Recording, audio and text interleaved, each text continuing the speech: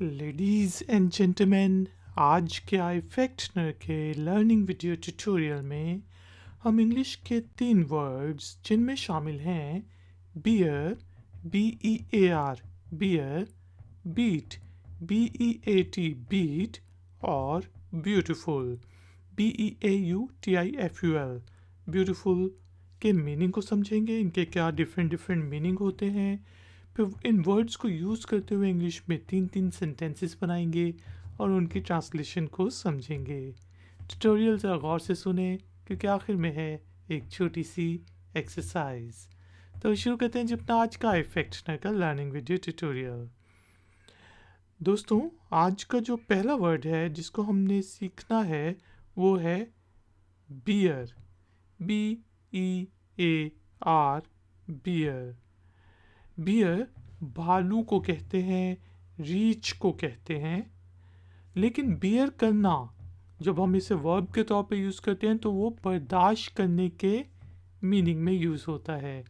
यानी कि आप बियर नाउन के तौर पर भालू या रीछ के लिए यूज़ करेंगे और वर्ब के तौर पर बर्दाश्त के लिए यूज़ करेंगे। जिस तरह हम अगर इसको वर्ब के लिए यूज़ करें तो हम कह सकते हैं कि आई कैंट बियर इट एनी मोर।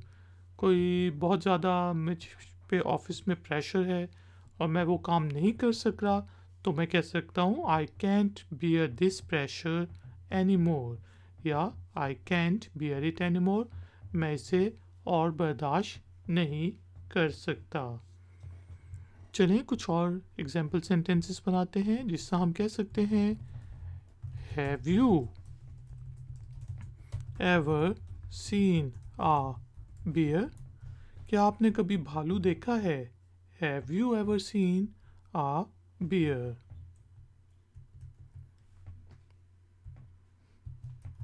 इसी तरह हम कह सकते हैं you have to bear this responsibility, कि आपको अब ये रिस्पॉन्सिबिलिटी उठाना पड़ेगी। तो यहाँ पे देखें, यहाँ पे बियर जो है हम उठाने, रिस्पॉन्सिबिलिटी उठाने के मीनिंग में यूज़ कर रहे हैं। You have to bear this responsibility.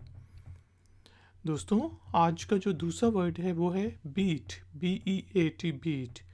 Beat का मीनिंग हो सकता है हारना या फिर ज़र्ब लगाना, ज़र्ब को भी बीट कहते हैं।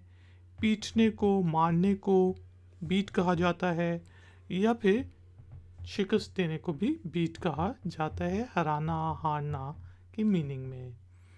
चलें वर्ड बीट को यूज़ करते हुए डिफरेंट सेंटेंसेस बनाते हैं। जिससे हमारे पास पहला सेंटेंस है डोंट बीट योर चिल्ड्रन, कि अपने बच्चों को ना मारें। Don't beat your children.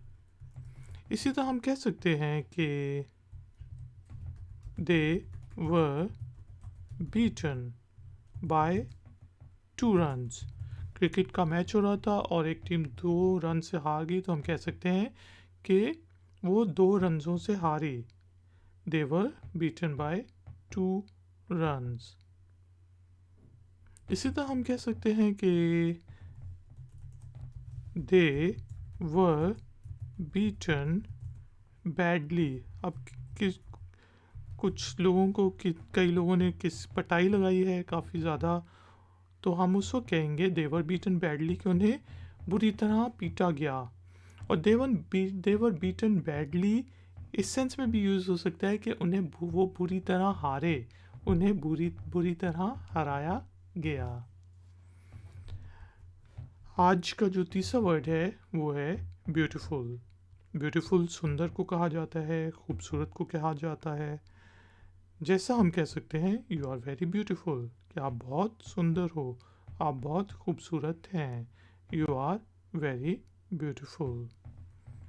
इसी तरह हम कह सकते हैं कि Switzerland is a beautiful country, कि स्विट्ज़रलैंड जो है वो एक खूबसूरत मुल्क है, एक खूबसूरत देश है। Switzerland is a beautiful country. इसी तरह हम कह सकते हैं कि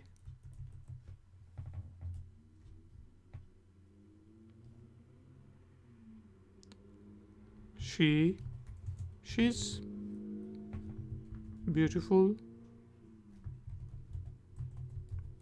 एंड स्मार्ट, कि वो ब्यूटीफुल होने के साथ स्मार्ट भी है। She is beautiful and smart. दोस्तों उम्मीद है कि आपको आज के जो 3 वर्ड्स थे जिनमें शामिल था ब्यूटीफुल, बीट और बियर, के मीनिंग समझ आ गए होंगे। टाइम हुआ है एक्सरसाइज का। तो एक्सरसाइज के तौर पे आपने ये जो इंग्लिश के 3 वर्ड्स हैं इनमें से कोई भी एक वर्ड को लेना है और उसको यूज़ करते हुए इंग्लिश में एक छोटा सा सेंटेंस बना के नीचे दिए गए कमेंट्स बॉक्स में पोस्ट कर देना है। मैं आपको चेक करके बताऊंगा कि उस सेंटेंस में कोई गलती तो नहीं। वीडियो पसंद आई है तो लाइक का बटन ज़रूर प्रेस करें, वीडियो को शेयर करें और अगर आप नए हैं तो चैनल को सब्सक्राइब करें। इस तरह चैनल की भी सपोर्ट हो जाएगी और अगर आप बेल आइकॉन भी प्रेस कर देंगे तो आपको भी नई नई नोटिफिकेशंस मिलती रहेंगी। Thank you very much for joining me. मिलेंगे एक और नए वीडियो ट्यूटोरियल में। Until then, take care, keep learning, keep enjoying. Good day.